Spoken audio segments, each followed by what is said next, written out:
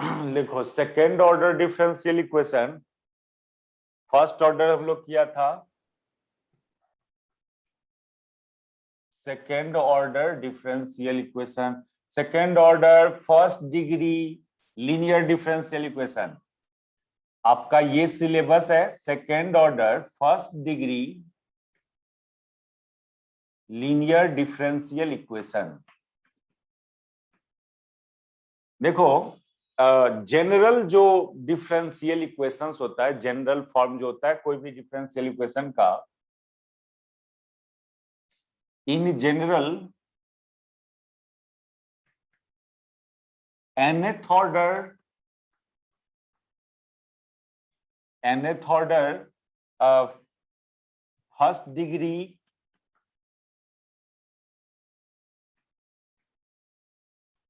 linear differential equation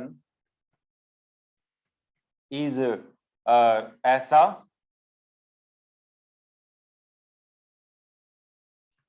dny by dxn, ये standard form की बात कर रहे हैं हम लोग, plus p1 dn minus 1y by dxn minus 1 plus p2 dn minus 2y by dxn minus 2 dot dot plus plus pn into y बराबर x। देखो ये जनरल फॉर्म है, nth order first degree linear differential equation का ये standard form है, ये standard form of nth order first degree linear differential equation. In general यहां पर इससे पहले ये nth ऑर्डर लिखने से पहले लिख देना standard form.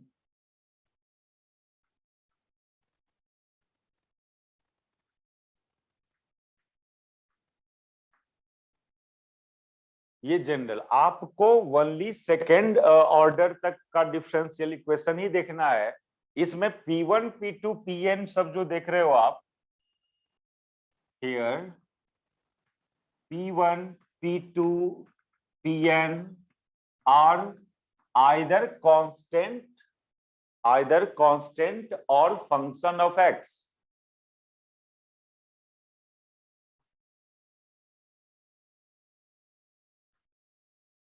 either constant or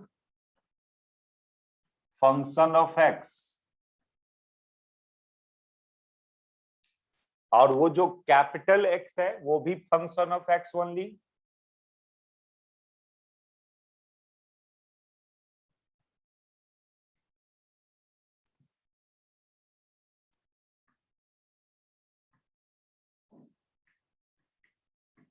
तो ये जनरलाइज्ड फॉर्म है, nth order first degree linear differential equation.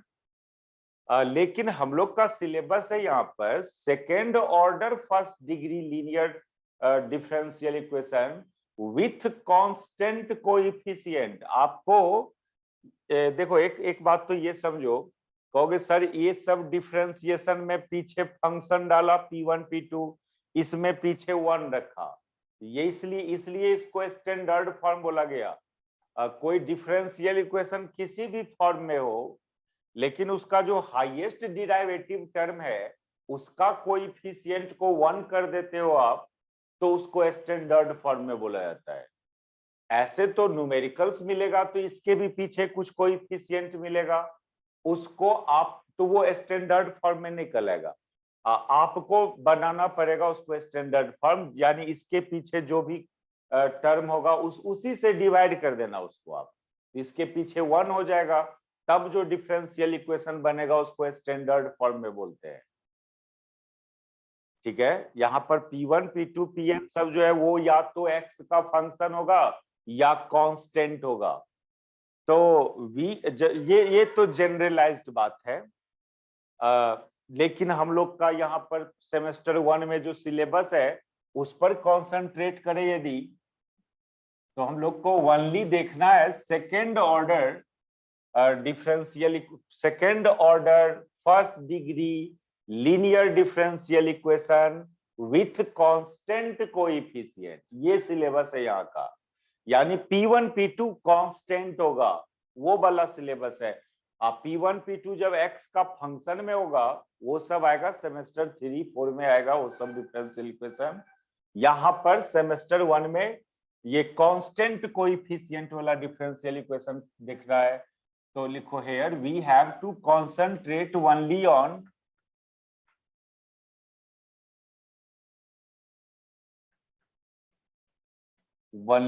Second order first degree linear differential equation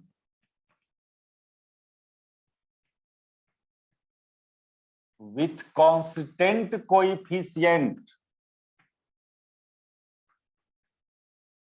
with constant differential coefficient, यानी डिफरेंशिएशन वाला टर्म या सिंपली विथ कांस्टेंट कोएफिशिएंट लिख दो।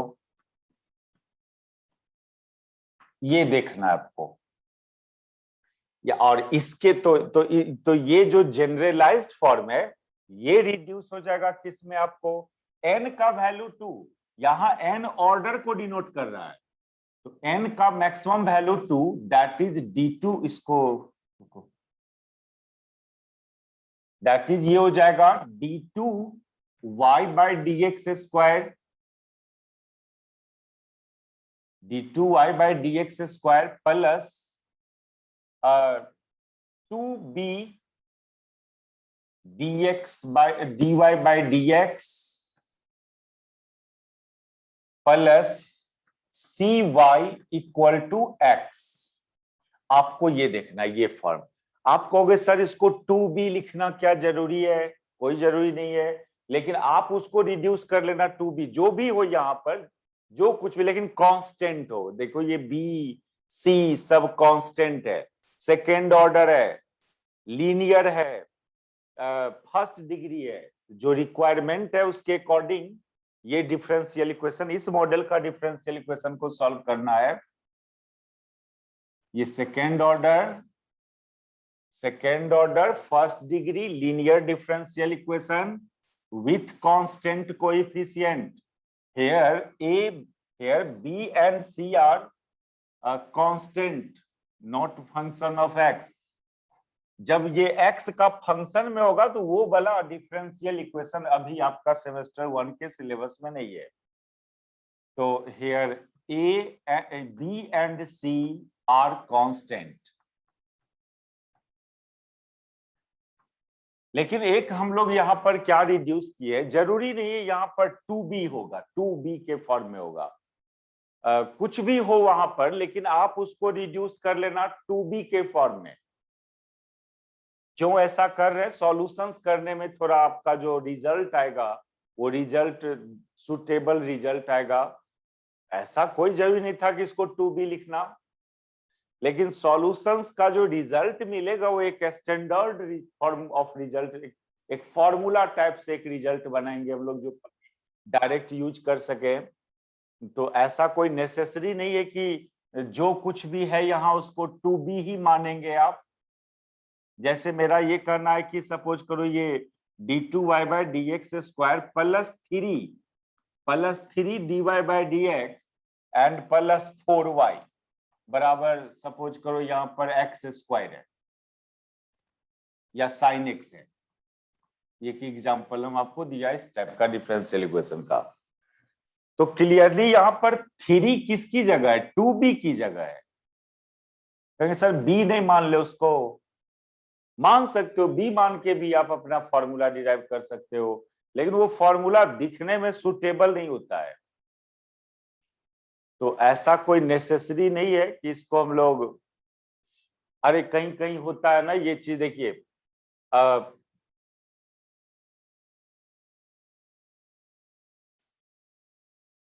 अच्छा vibration तो अभी नहीं पढ़े ना, तो वो चीज बताते वो डिफरेंशियल इक्वेशन। तो जरूरी नहीं है कि इसको 2ba लिखना, लेकिन हम अपना जो फॉर्मूला डिराइव करेंगे, जो जनरल सॉल्यूशन करेंगे, वो ये मान के कि इसकी जगह 2b समझे। यहाँ पर सी तो ये हुआ second order, order second, degree first, linear, ये सब समझ में आ रहा है ना। हाईएस्ट डिराइवेटिव 2, तो ऑर्डर 2 हुआ, और डिराइवेटिव टर्म का पावर 1 है, कोई भी डिराइवेटिव टर्म है उसका मैक्सिमम पावर 1 है, तो फर्स्ट डिग्री। और जो y है यहाँ पर डिपेंडेंट वेरिएबल, वो उसका अपना पावर भी 1 है, तो वो हुआ लीनियर। अच्छा, फिर इसमें दो केस करना है, homogeneous and इनहोमोजीनियस differential equation.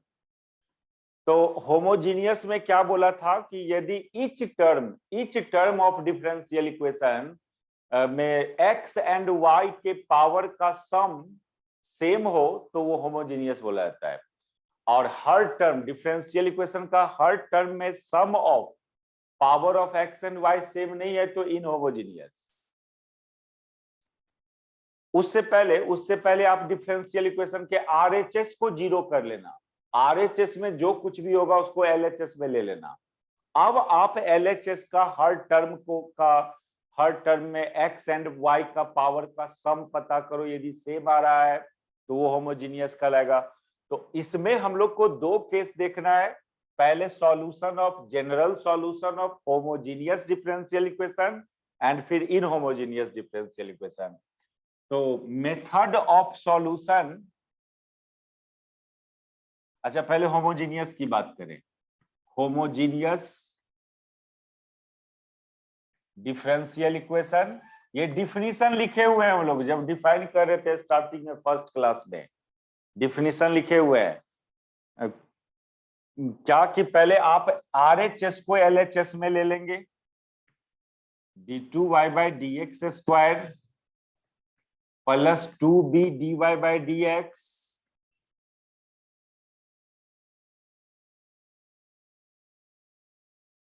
Plus cy minus x बराबर 0। अब देखना कि सभी टर्म में y का पावर, सिंपली y का पावर को चेक करना। आप यहां पर y है, यहां पर y का पावर 1, y का पावर 1 y, और ये क्या बोला, इसके बारे में क्या बोला, ये तो फंक्शन ऑफ x है, y तो है नहीं इसमें। पहले थोड़ा लैंग्वेज लिख दो, if power of y in each term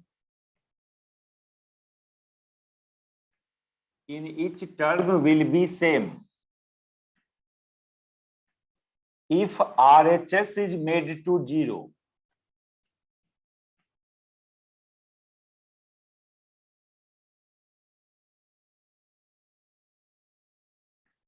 RHS 0 कब बनेगा, जब RHS वाले को LHS में ले लीजिए, RHS वाले को LHS में ले लो। अब आप LHS के हर टर्म में y का पावर को देखना, सेम यदि आ रहा है तो वो होमोजीनियस हुआ, सेम नहीं है y का पावर सभी टर्म में तो इनहोमोजीनियस होगा। तो देखिए इसमें इस टर्म में y का पावर 1, इसमें y का पावर 1, यहां भी y का पावर 1, लेकिन इसके बारे में क्या बोला था हम आपको, ये तो फंक्शन ऑफ x है, इसमें तो y है ही नहीं, दैट इज ये इनहोमोजीनियस हुआ। यदि ये 0 नहीं हो तो ये 0 नहीं हो तो ये इनहोमोजीनियस होगा। If capital X is not equal to 0, if capital X is not equal to 0, then this differential equation, differential equation 1 will be inhomogeneous.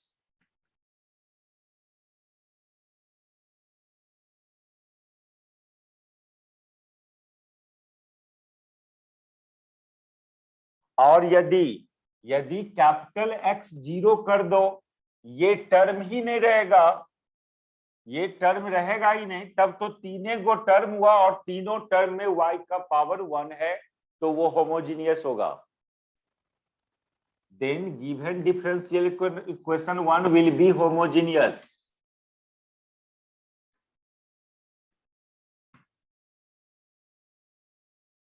ध्यान दो कंडीशंस में, ये अपना second order first degree linear differential equation है। अब ये homogeneous है कि इनहोमोजीनियस है? तो पहले बोला कि आरएचएस को जीरो कर लो आप। आरएचएस जीरो करने के लिए जो कुछ भी होगा आरएचएस में उसको एलएचएस में कर लें। आरएचएस में तो वो एक्स का फंक्शन में वाला कोई भी चीज होगा, एक्स का फंक्शन में होगा, वो उसको आप एलएचएस में ले लेना। अब देखना एलएचएस में हर टर्म में वाई का पावर सेम होना चाहिए। तो यहां देख रहे हैं जब उसको लेफ्ट साइड ले लिए, कैपिटल एक्स को लेफ्ट साइड ले लिए, तो देख रहे हैं कि ये तीनों टर्म में वाई का पावर तो सेम है, लेकिन यहां तो वाई है ही नहीं। ये इसके बारे में तो बोला जा रहा है कि ये एक्स का फंक्शन होगा, तो दैट इज ये इनहोमोजीनियस हो गया। यदि ये जीरो नहीं हो तो ये इनहोमोजीनियस हो गया। हो सकता है कैपिटल एक्स जीरो भी हो, कोई जरूरी नहीं एक्स का फंक्शन में हो, जीरो भी हो सकता है वो, ठीक है। वो जीरो होगा तब जाके तीनों को टर्म बचेगा एलएचएस में, और तीनों टर्म में वाई का पावर सेम है। फिर एक एग्जांपल्स आपको देते हैं हम इस पर, देखो ये सब उतार लिया। सर नीचे हल्का सा रहने दीजिए, एक लाइन से 2 लाइन।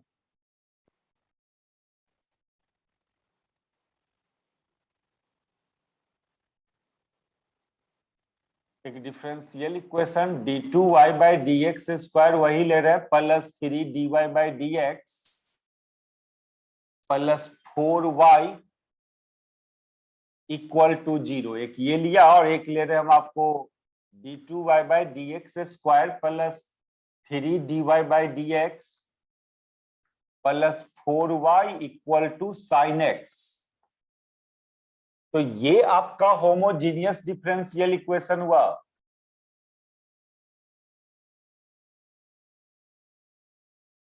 ये इनहोमोजीनियस डिफरेंशियल इक्वेशन हुआ।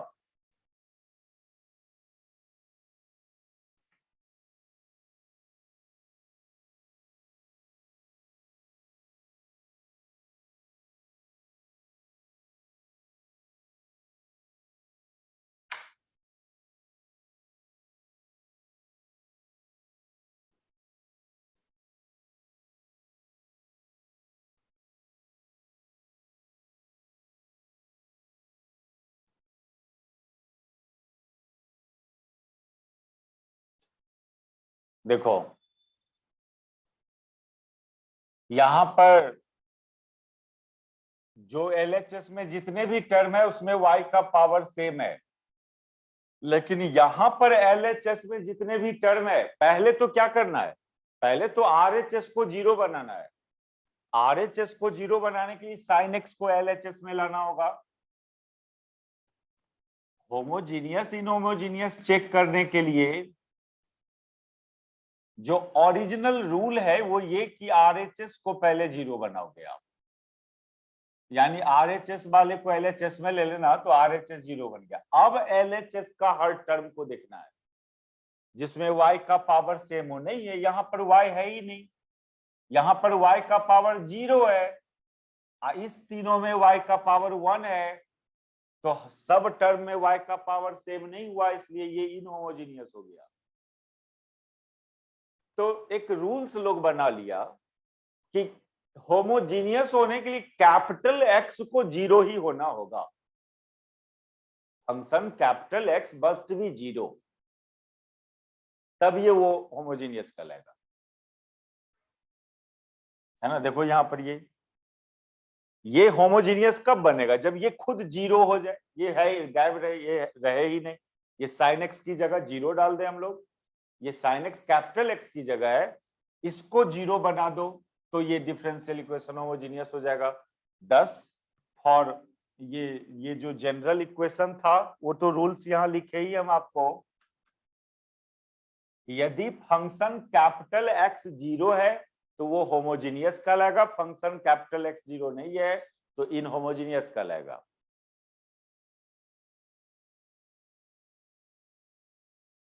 तो 10 इन differential equation d2y by d x square plus 2b dy by d x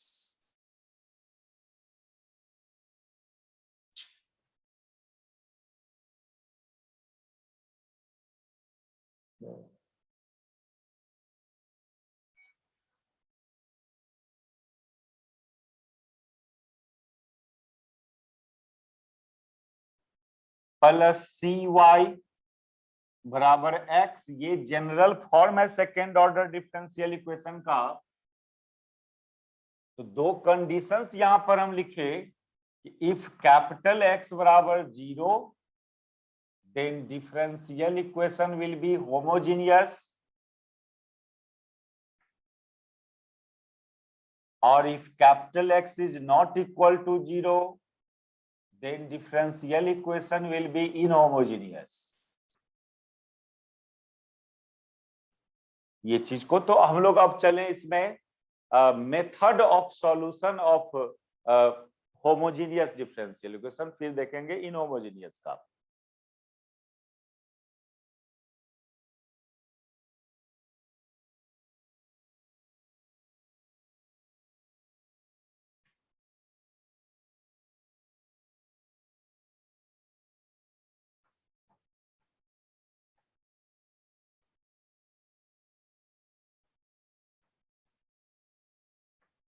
homogeneous differential equation का, लेकिन विथ कांस्टेंट कोएफिशिएंट, ये सब रिस्ट्रिक्शन को मत भूलना अभी सेमेस्टर 1 के लिए।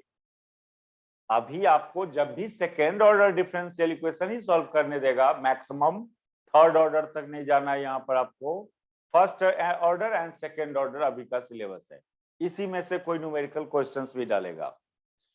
सेकेंड ऑर्डर का डालेगा तो दो ही पॉसिबिलिटी होगा, या तो वो होमोजीनियस वाला होगा या इनहोमोजीनियस होगा। डिग्री फर्स्ट होगा, लीनियर होगा, विथ कांस्टेंट कोएफिशिएंट होगा, वेरिएबल कोएफिशिएंट वाला नहीं करना है अभी। इसका एक जनरल सॉल्यूशन, तो general standard form of the standard form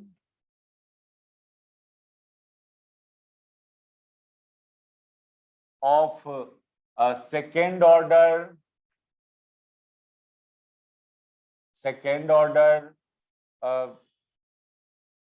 homogeneous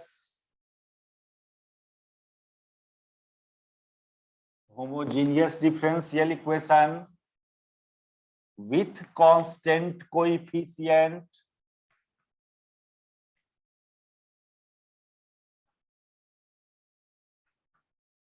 is given by, अब बार बार हम डिग्री और लीनियरिटी की बात नहीं करेंगे, जो भी है सिलेबस वो फर्स्ट डिग्री का है करना और लीनियर का ही करना है, खाली ऑर्डर चेंज होगा, first order and second order ये दोनों करना है। डिग्री और लीनियरिटी की बात करोगे तो डिग्री चाहे वो फर्स्ट ऑर्डर वाला हो या सेकेंड ऑर्डर वाला हो, वो फर्स्ट डिग्री ही करना है और लीनियर ही करना है। हाँ, फिर होमोजीनियस एंड इनहोमोजीनियस का दोनों का करना है। तो अभी हम लोग होमोजीनियस वाले का मेथड देखते हैं। तो ये पहले तो वो डिफरेंशियल इक्वेशन स्टैंडर्ड फॉर्म बोलना है इसको।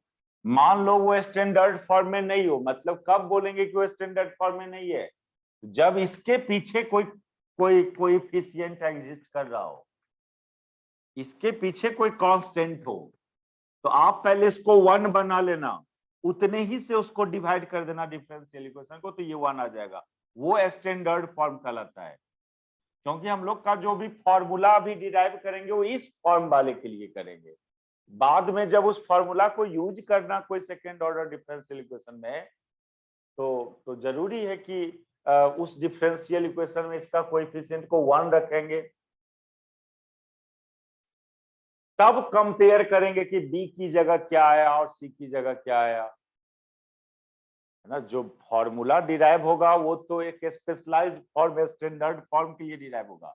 अच्छा, दूसरी बात, यहां पर कुछ भी हो dy बाई dx के पीछे, उसको 2b समझना, 2b एज्यूम करना, और y के पीछे कुछ भी हो उसको c लेना, और होमोजीनियस है तो 0। इस तरह का कोई डिफरेंशियल इक्वेशन यदि नहीं है तो ऐसा बनाना है आपको, ये ध्यान पर रखना। और देखो इसका मेथड, सॉल्यूशन का जनरल मेथड,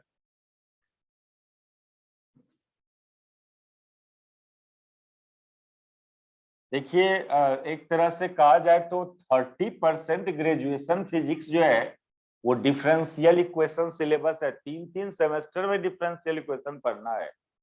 अभी आप पढ़ रहे हो सेमेस्टर 3 में फिर डिफरेंशियल इक्वेशन देखेंगे, पार्शियल डिफरेंशियल इक्वेशन।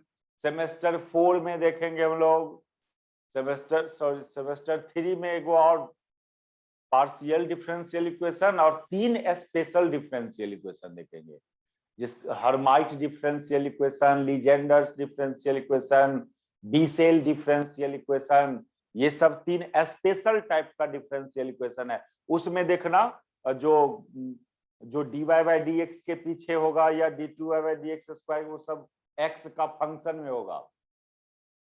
फिर सेमेस्टर 4 में देखना है कुछ डिफरेंशियल इक्वेशन, सब जगह अलग अलग मेथड सीखना है आपको।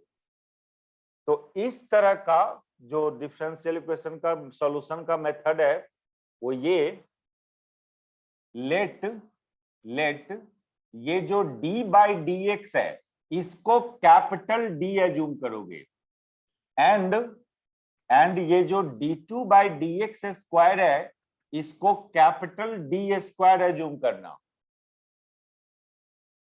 इसको 1 नाम दे दे इस डिफरेंशियल इक्वेशन का। देन डिफरेंशियल इक्वेशन 1 बिकम्स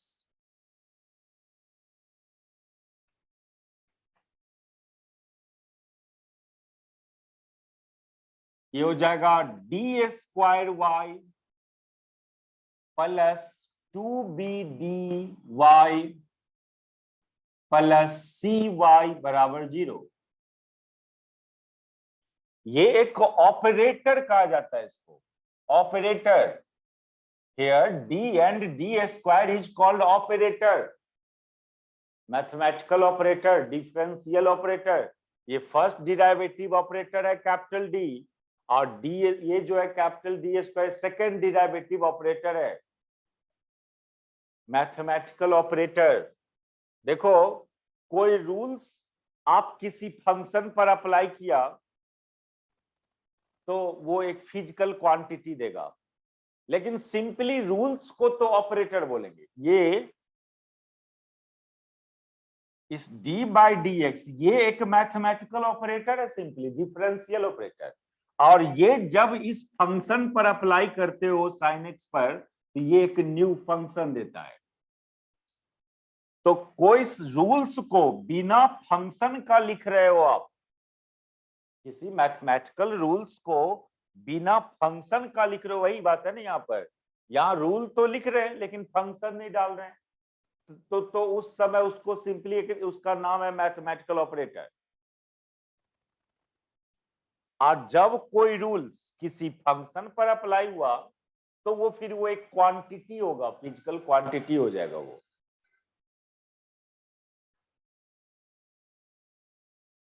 जैसे ये तो एक मैथमेटिकल ऑपरेटर है, ये सिंबल बिना कोई फंक्शन का है। अब इधर दो गो फंक्शन डाल दो gx एंड fx, तो ये कोई न्यू फंक्शन देगा hx।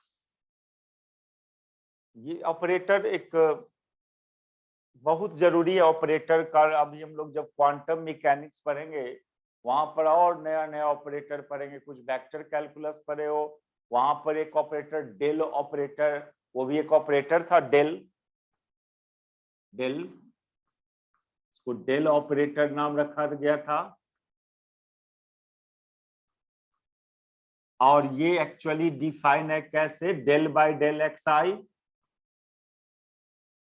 ये लिखना नहीं अभी, वैसे बता रहे हैं, क्योंकि बिना फंक्शन का है ये बिना फंक्शन का है, तो तब तक ये ऑपरेटर कहलाएगा। इसमें कोई फंक्शन अटैच कर देते हो, जैसे मान लो कि इसमें आप एक इलेक्ट्रिक पोटेंशियल आप अटैच कर दिया इस ऑपरेटर में, तो ये एक इलेक्ट्रिक फील्ड देता है, एक फिजिकल क्वांटिटी देता है वो। तो जब तक फंक्शन अटैच नहीं है तब तक वो ऑपरेटर कहलाएगा। एक एजम्पशन किया यहाँ पर, d2 by d x square को capital D square, d by d x को कैपिटल D, तो यहाँ पर देखो ये y तो बच गया, इसकी जगह हम लोग d स्क्वायर लिख दिया। यहाँ पर d बाई डी एक्स की जगह d लिख दिया तो वो dy बन गया। 2b तो पहले से है, ये हो गया। और यहां पर देखा जाए एक तरह से तो y तीनों में है, y को कॉमन कर देंगे 2bd plus c into Y बराबर 0। y तीनों में था, कॉमन कर दिया। और y वही तो फाइंड करना है, y सॉल्यूशन फाइंड करना मतलब क्या, y as a function of x find करना। सॉल्यूशन कर रहे हो आप डिफरेंशियल इक्वेशन का, solution of differential equation means क्या, that is we have to find y as a function of x, ये फाइंड करना जिसमें फिर से कोई डिफरेंशिएशन टर्म एग्जिस्ट नहीं करे। तो y तो फाइंड ही करना है आपको, और RHS 0 है, यानी दो चीज का प्रोडक्ट का RHS 0 दिख रहा है यहाँ, इतना इंटू इतना बराबर 0, जबकि आप जान रहे हो कि y can not be 0।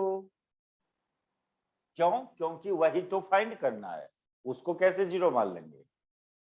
Solution कर रहे हैं, that is y as a function of x, तो फाइंड करने जा रहे हो आप। तो ये 0 हो नहीं सकता है, दैट इज इतना 0, इसलिए ये capital D square plus 2bd plus c बराबर 0। It is a quadratic equation in D.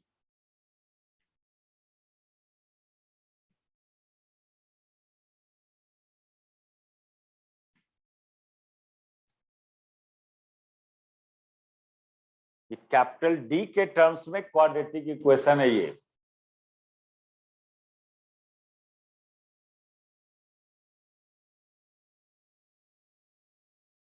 हो गया यहां तक?